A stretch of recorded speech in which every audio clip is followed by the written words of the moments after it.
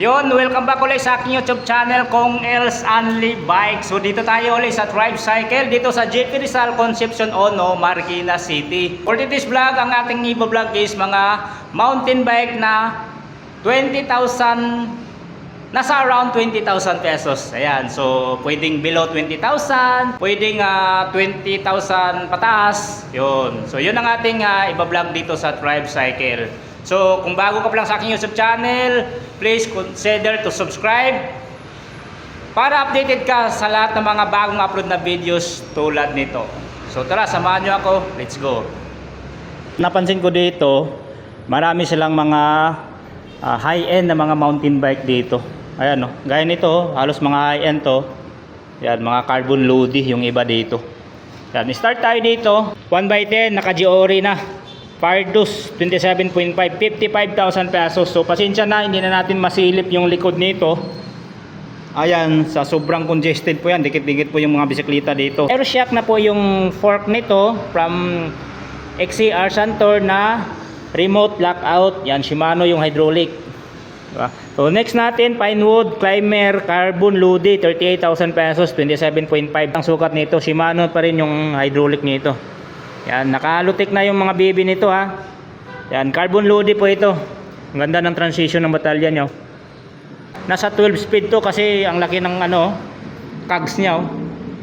Ang lalaki ng mga cogs dito. Hindi ko mabilang kung ilan dahil yun nga, nasa likod. Di tayo makakapasok. Ito, Twitter Warrior Pro, 45,000 pesos, carbon loady. Yan, 27.5 po ito. Naka-level yung hydraulic, tapos naka-air fork, tapos lockout ang tinidor. Yan, through axle na po ito. Yan, Twitter. Ayun, pwede kayong mag-installment dito via home credit. Ito, carbon loaded din po ito. Twitter 27.5, 1x12, 45,000 pesos. Twitter Warrior Pro. Yan, same lang sila, ang pinakaiba lang is kulay.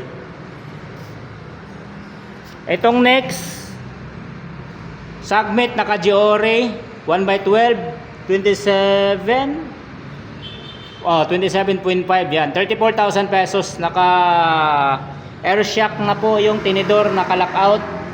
Yan, Shimano yung karga nito. Halotik na ang kanyang BB.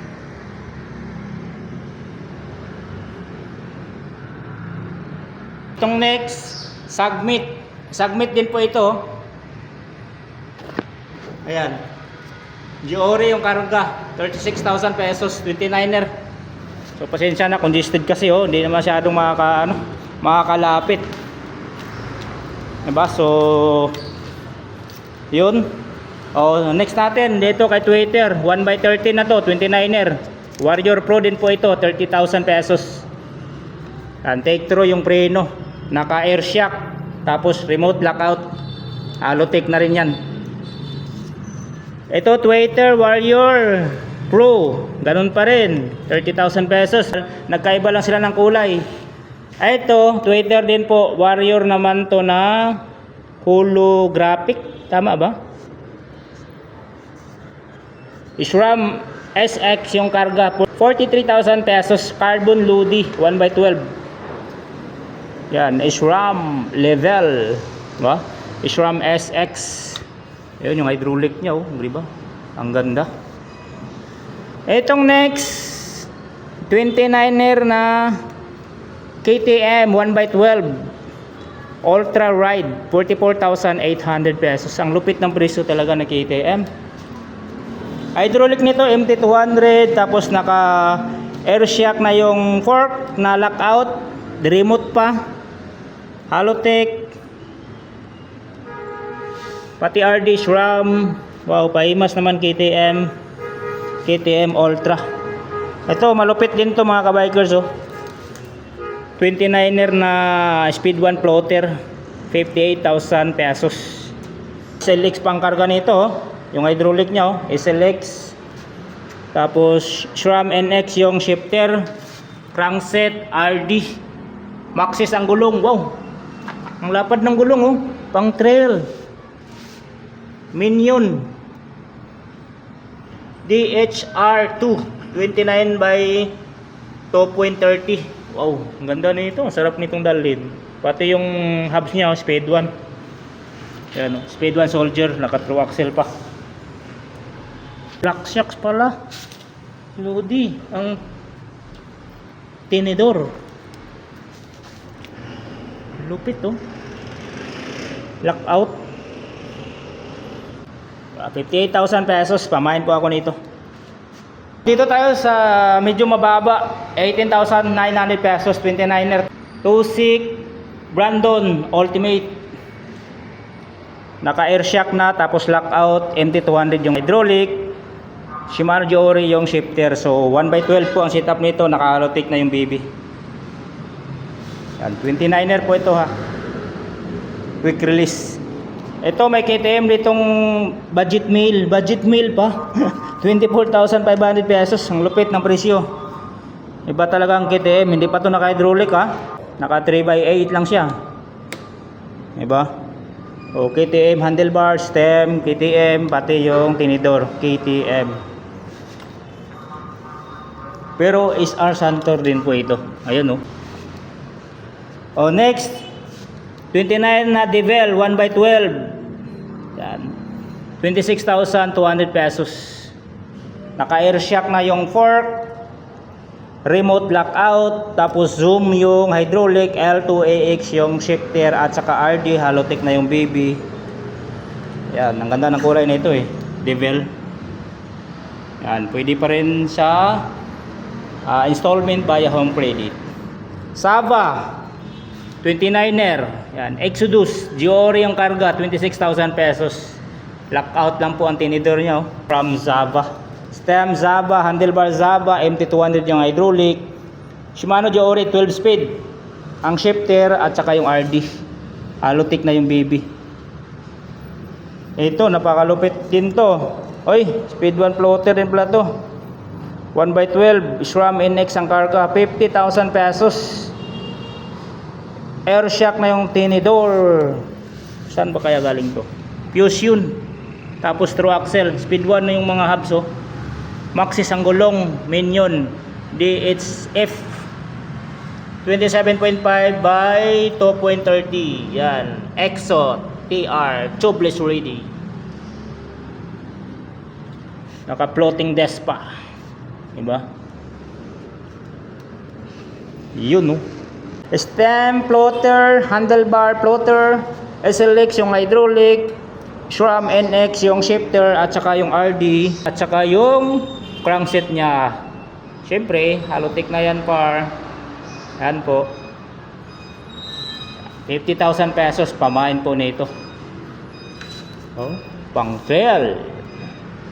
Ang kakapal ng knobs. True axle. Yan, speed 1. Okay, so next tayo dito. Actually, marami pa talaga dito mga kabikers. Ayan, no? Ito, may mga medyo mababa ang presyo dito. Yan, gaya nitong Sunfeed, 27.5, 3x9, 14,800 pesos. Pero naka-hydraulic na to ha. Lockout tinidor. Cell bearing mga BB nito. O, bottom bracket. Ito, 14,800 pesos din po ito. Atomic, 27.5. 2x9. Naka-hydraulic din po siya. Sensa yung shifter RD. Cell bearing pa rin yung baby. Lockout tinidor. Itong isa Sunfeed 17,800 pesos. 27.5. Air shock na yung fork. Naka-hydraulic from Camrus. Tapos 1x9. Oy, halotic na sa mga kapadyak oh. Yan, halotic na si Sunfeed na roll 1x9. Itong next strings M1100. Yan, 1x10 naka Jory. Lockout tinidor. Yan, quick release syempre. Naka Shimano Jory shifter, hydraulic nito, Spark. Yan, cell bearing BB. RD nito, Shimano Jory. So next natin, Elite strings 11 Elite. Yan, 3x9, 27.5, 14,800 pesos. RSX Hydraulic, L2A5 yung shifter, cell bearing yung mga baby. Oy, naka-remote. Lockout na yung fork na air shock. Yan. Quick release.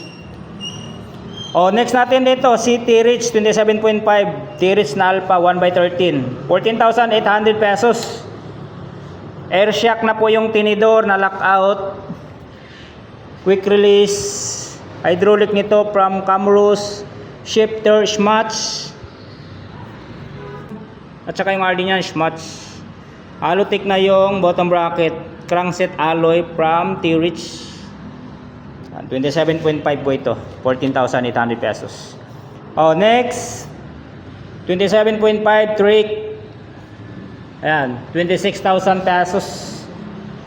Lockout tinidor. Naka-hydraulic take-through. Shifter. Shimano. 3x8. Yan. Stock na stock ang karga na ito. Ganun talaga yung stock na ito. 3x8. Yan. SR Santor. XCT yung tinidor.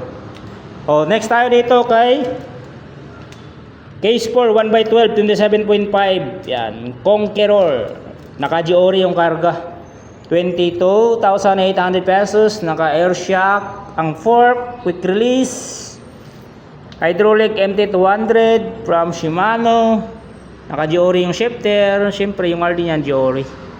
1x12, Halotech na yung BB.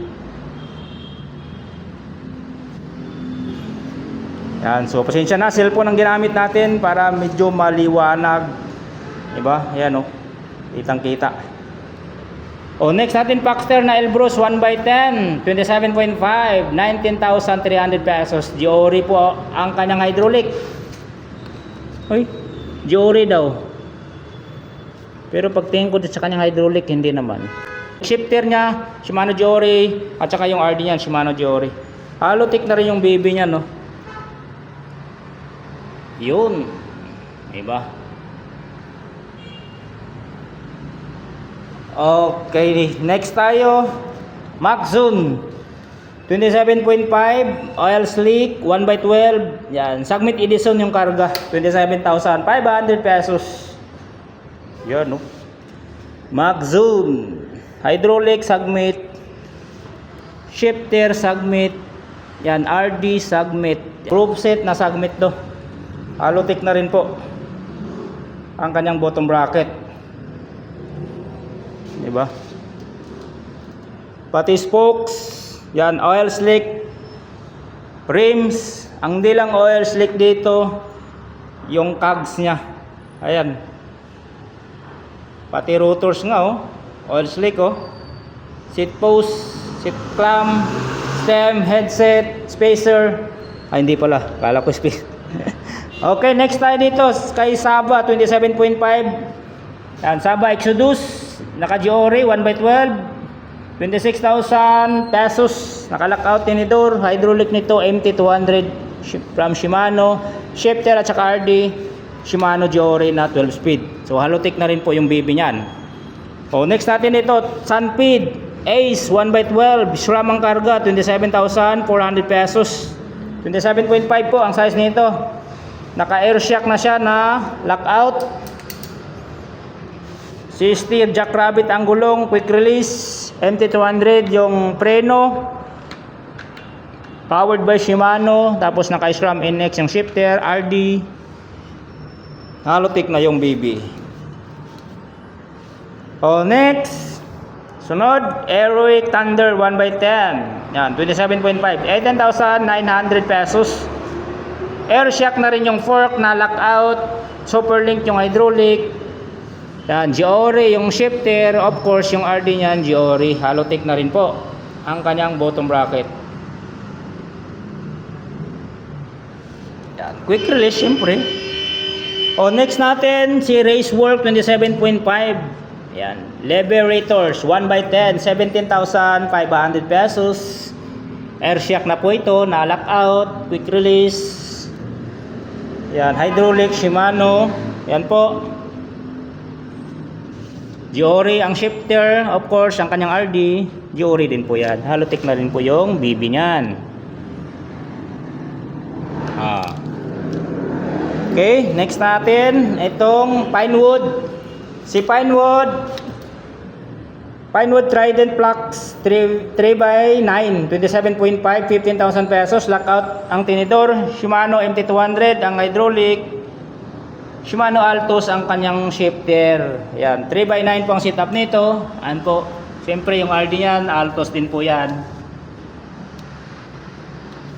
15,000 pesos. O, isama ko na tong fat bike. 20 inch. 8,500 pesos. Naka-mechanical. Yan, 1x6. 1x6 ata ito. 1x7. Yan, pero alloy na po ang batalya niya. Jackal yung brand. Tapos may isa pa dito, city bike, may carrier o basket sa harap. Yan, 19,900 pesos. 27.5.